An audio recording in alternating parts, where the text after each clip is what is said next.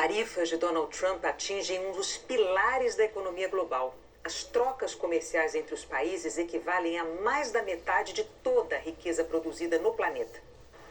A Avenida Paulista, em São Paulo, agora fica mais longe de Wall Street, o maior centro financeiro do mundo, em Nova York. E, na verdade, são os Estados Unidos que vão se distanciando do mundo todo, o que não é pouca coisa no mapa da economia global. É uma nova ordem econômica, na avaliação do professor de Relações Internacionais da Fundação Getúlio Vargas. Essencialmente, se a gente pensa nas últimas 3, 4 décadas, o comércio global tem sido um dos pilares da economia internacional.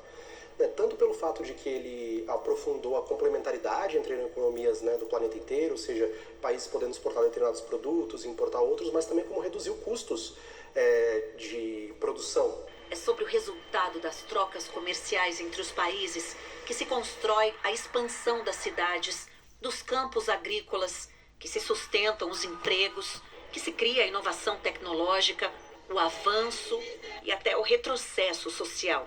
O Banco Mundial calcula que as trocas comerciais representam mais da metade da riqueza produzida no mundo. O Brasil ainda tem terreno para ganhar. Aqui, a soma das importações e exportações equivale a 34% do PIB. E as tarifas de Trump abalam antes a própria casa. A professora de macroeconomia do INSPER explica. A economia americana passa, com essas novas tarifas, a ter produtos importados mais caros. Essa taxação faz com que o produto importado entre na economia americana menos competitivo, porque a ideia é justamente conseguir gerar essa redução da demanda de importados e uma troca dessa demanda pela busca de produtos locais. Então, isso por si só já impõe para a economia americana um custo maior. E ainda que os Estados Unidos se distanciem, o que acontece lá, acontece no mundo. Em 10 semanas na presidência, Trump já mudou o ritmo, os planos, a lógica dos centros financeiros do mundo. As principais economias já vêm lidando com o risco da alta do custo de vida, das taxas de juros, com o desafio de sustentar o crescimento.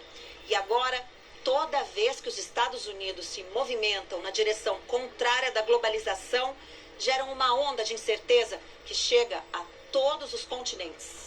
É uma preocupação se vale a pena construir novas indústrias, novos campos de produção, por exemplo. Se você tem essa desconfiança, fica tudo muito volátil. Ninguém sabe exatamente o que vai acontecer de fato, como os países vão reagir a isso, Então tem uma grande dúvida sobre o crescimento econômico mundial, sobre como que a economia mundial vai... Pois é, tá aí a recessão econômica no mundo, gerada pelos interesses geopolíticos de Trump. A gente fica a imaginar e tiramos nossas devidas reflexões. Imaginamos nós se Paul Singer, que é um austríaco que veio para o Brasil em 1940 e em 1959 se formou em economia pela USP, e outro paraibano, Celso Furtado. Eles certamente estão se remexendo nos seus túmulos, porque fere todos os princípios econômicos e premissas da ciência econômica. Como a lei de mercado. A lei de mercado, que é um preceito, uma premissa,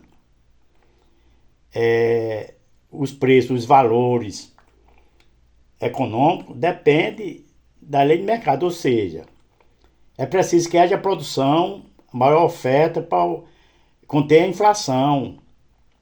Se a oferta está pequena, aumenta os valores, os preços dos produtos.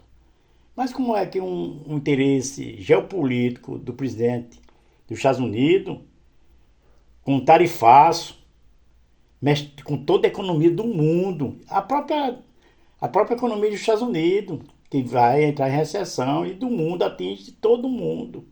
Os países de esquerda ou de direita, capitalista, estão com a mão na cabeça.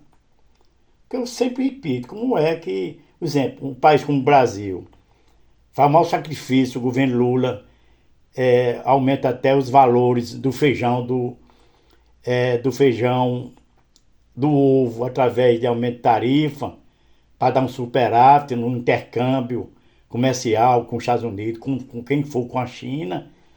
Aí, Trump, com interesse geopolítico, tarifaço, aumenta os seus impostos lá nos Estados Unidos, que atinge o mundo inteiro. Então, deve-se ter o princípio, obedecer na íntegra o princípio da ciência econômica. Senão, esses princípios da ciência econômica não estão mais sendo respeitados. E para que as teorias da ciência econômica? Porque a geopolítica não obedece a interesse geopolítico de hegemonia de poder. Isso é um desastre. Essa é a questão que a gente levanta até para a ONU tomar as suas devidas providências cabíveis no setor econômico mundial.